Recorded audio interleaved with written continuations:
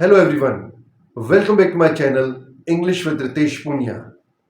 Friends, आज के इस वीडियो में हम डिस्कस करेंगे फ्यूचर टेंस को और विल को। सबसे पहले हम जान लेते हैं कि what is future tense. Anything which is going to happen after now. ऐसी कोई भी बात, कोई भी एक्शन जो इस टाइम के बाद घटित होगा, दैट इज फ्यूचर टेंस। और वो घटित होने वाली घटना एक सेकंड से लेकर आगे 50 ईयर्स, 100 ईयर्स, यानी एक सेकंड के बाद से लेकर किसी भी टाइम तक भविष्य में अगर वो कोई भी घटना घटित हो रही है, that is future tense. Future tense में कई सारे टेंसेस होते हैं, जिनमें से कुछ बेसिक होते हैं और कुछ एडवांस होते हैं। फ्रेंड्स, आज हम ऐसी ही एक बेसिक फ्यूचर टेंस को सीखेंगे और उस टेंस का नाम है फ्यूचर सिंपल टेंस।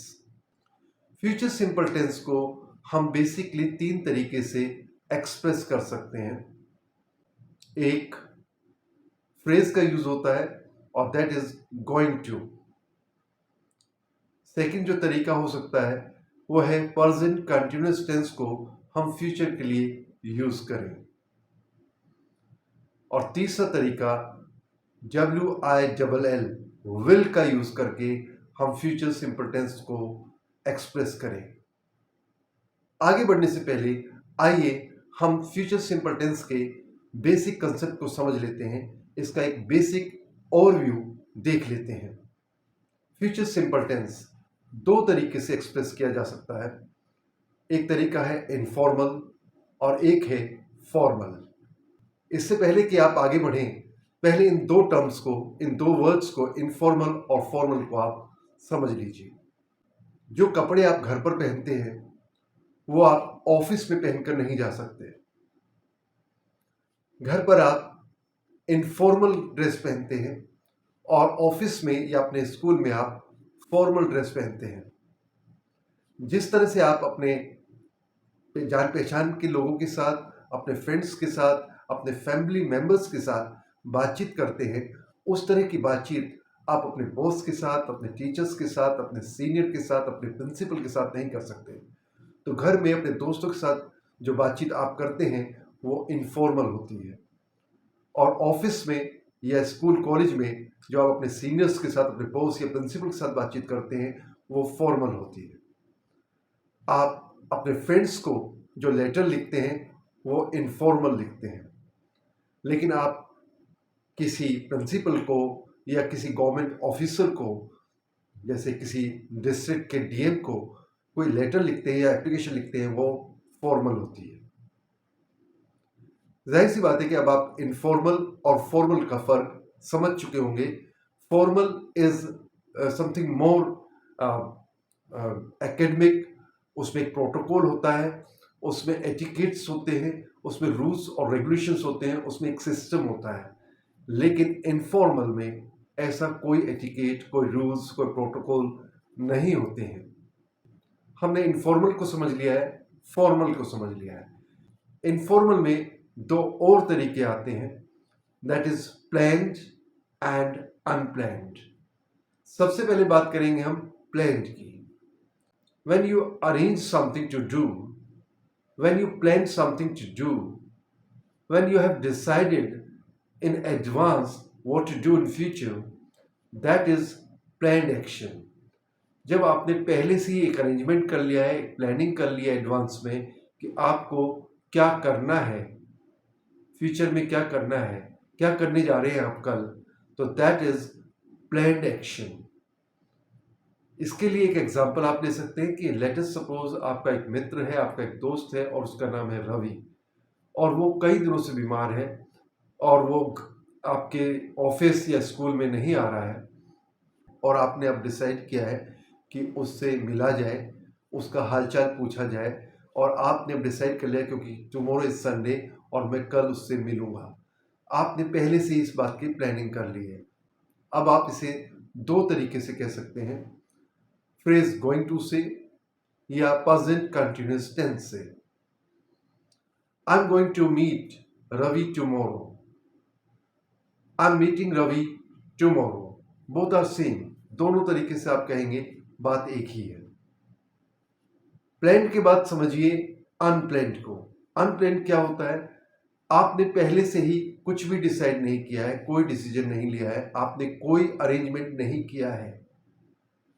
आप अपने दोस्तों के साथ हैं, वहां पर रवि का जिक्र आता है और कोई आपसे कहता है could you meet Ravi tomorrow, और आप तभी कहते हो okay I meet Ravi tomorrow. यहां पर आप एक विल का यूज कर रहे हैं और कॉन्ट्रैक्शन फॉर्म में विल का यूज कर रहे हैं। कॉन्ट्रैक्शन मीन्स शॉर्ट फॉर्म में आप यूज कर रहे हैं। आई विल नहीं कहा आपने, आइल कहा। दूसरी बात, रवि आपका जानकार है तो इसलिए इनफॉर्मल वे हो गया। तीसरी बात कि आपने प्री डिसाइडेड नहीं किया, you have just decided at the moment of talking. अब हम बात करते हैं फॉर्मल की। फॉर्मल एक ऑफिशियल तरीका है, इट इज मोर एकेडमिक, इसमें प्रोटोकॉल्स होते हैं। यहां पर एक बात और समझ लीजिए कि जब आप फॉर्मल वे में एक्सप्रेस करेंगे तो यहां पर भी आप विल का यूज करेंगे, लेकिन विल का यूज आप शॉर्ट फॉर्म में नहीं करेंगे। दूसरी बात, इस बात का कोई फर्क नहीं पड़ता कि वेदर इट इज प्लान्ड और unplanned. Doctor Rastogi will speak at the conference. Doctor Rastogi conference में बोलेंगे। यहां पर आप ये प्लान्ड हो या अनप्लान्ड हो इसका कोई फर्क नहीं पड़ता, पर डॉक्टर रस्तोगी के लिए आप एक फॉर्मल वे में बात को एक्सप्रेस कर रहे हैं और विल का यूज कर रहे हैं। उसमें आपने शॉर्ट में एल, डबल एल का यूज नहीं किया है। उसी तरह से आप कह सकते हैं the manager will not complete the report. यहां पे विल नॉट, वॉन्ट नहीं कहा आपने, शॉर्ट में नहीं कहा, आपने पूरा विल नॉट कहा है। और manager, that means it is official, formal हो गया। अब ये प्लान्ड हो या अनप्लान्ड हो इसका कोई फर्क नहीं पड़ता, आपने विल का यूज किया है। आइए अब फ्यूचर सिंपल टेंस के स्ट्रक्चर को समझते हैं। सबसे पहले subject plus will plus verb की फर्स्ट फॉर्म प्लस ऑब्जेक्ट। अब हम एक मेन वर्ब ले लेते हैं, कॉमन सी वर्ब ले लेते हैं ताकि आपको कंसेप्ट पूरी तरह से क्लियर हो जाए, और हो सके तो आप मेरे पीछे रिपीट कीजिए। और वो वर्ब ले रहे हैं हम work. I will work, we will work, you will work, they will work, she will work, he will work, it will work। और if it is negative sentence तो हम will के साथ not का यूज करेंगे। I will not work, we will not work, they will not work, you will not work, she will not work, he will not work, it will not work। और अगर interrogative sentence है और उसमें भी yes और no answer वाले अगर questions हैं तो हम विल को सब्जेक्ट से पहले ले आएंगे। सबसे पहले आएगा विल, फिर सब्जेक्ट, फिर वर्ब की first form, then object. Practice कर लेते हैं। Will I work, will we work, will you work, will they work, will she work, will he work, will it work. और अगर क्वेश्चन वर्ड कब, क्यों, कहां, कैसे आपको यूज करने हैं तो वो विल से पहले आ जाएंगे। When will I go?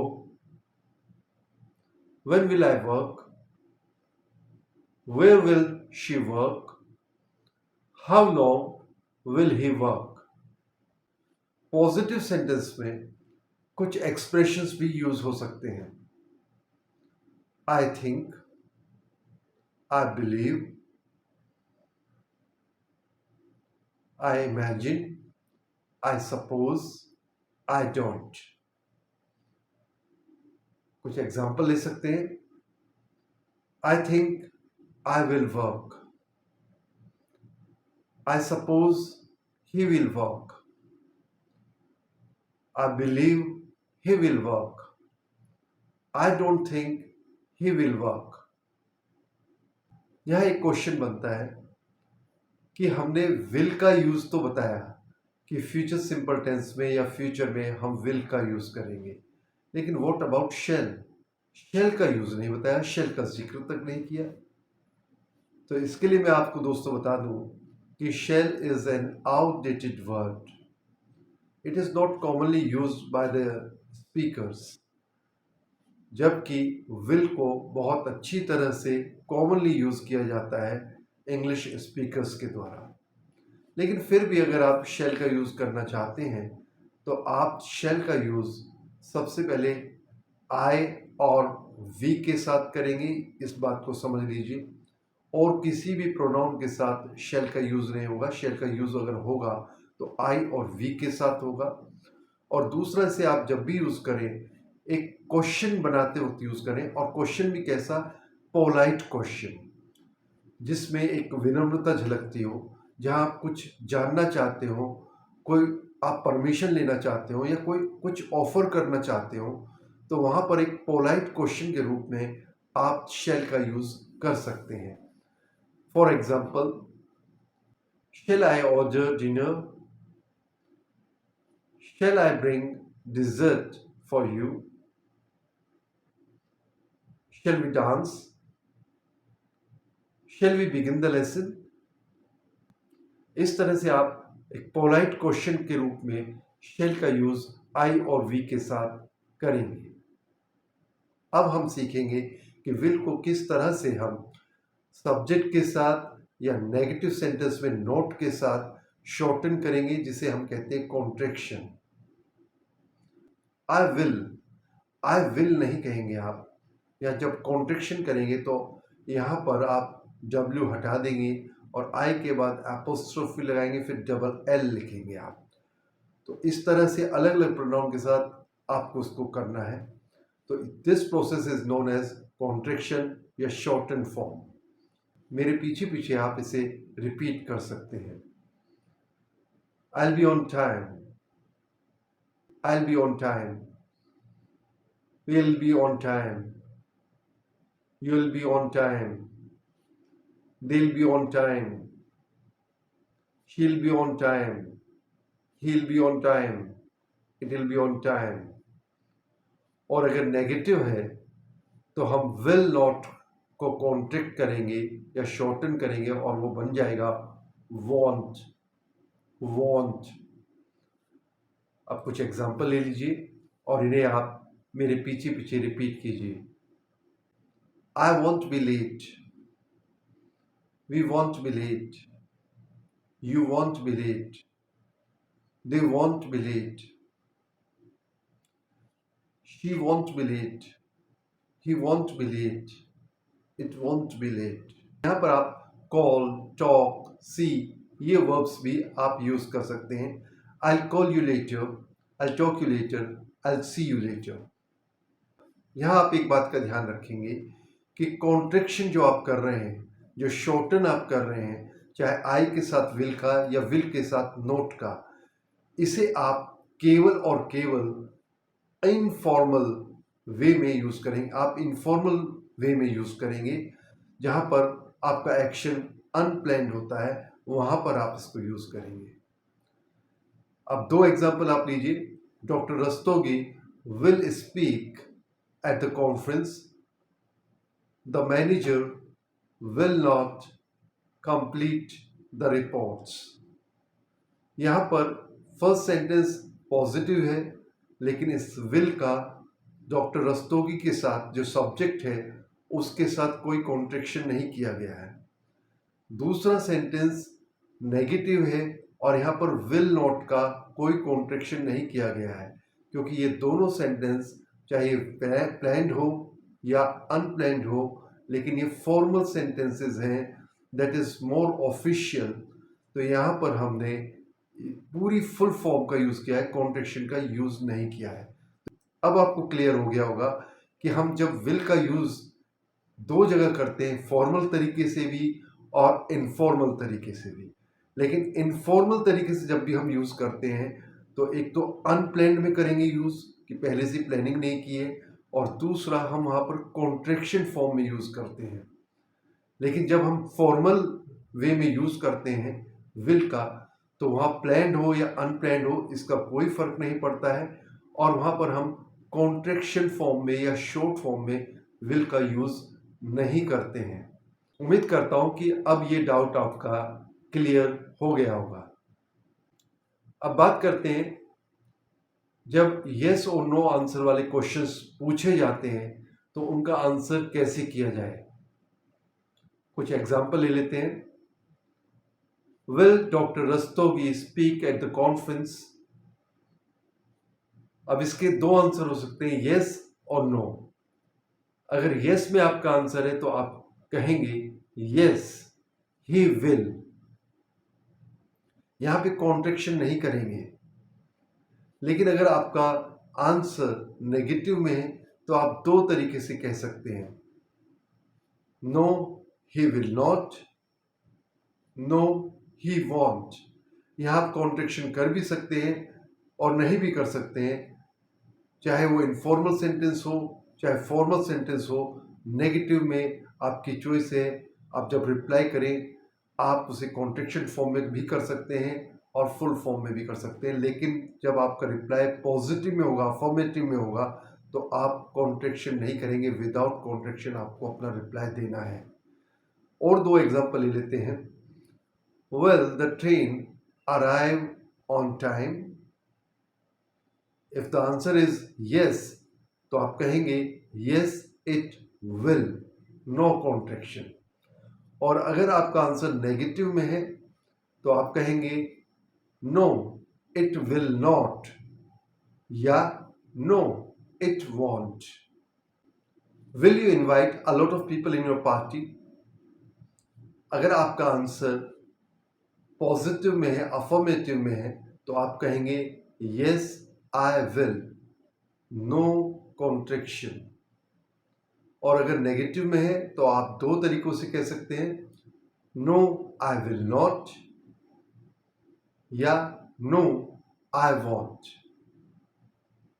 तो दोस्तों, आई जस्ट होप कि आपने फ्यूचर सिंपल टेंस को अच्छी तरह से समझ लिया है, इसके कंसेप्ट को समझ लिया है, विल के यूज को समझ लिया है, फॉर्मल और इनफॉर्मल को समझ लिया है, कॉन्ट्रैक्शन कैसे किया जाता है और किस सिचुएशन में किया जाता है, किस तरह के सेंटेंसेस के साथ किया जाता है, और शॉर्ट फॉर्म में हम किस तरह से यस और नो के आंसर देंगे। अगर ये वीडियो आपके लिए किसी भी रूप में हेल्पफुल रहा है तो don't forget to give it a thumbs up and share it.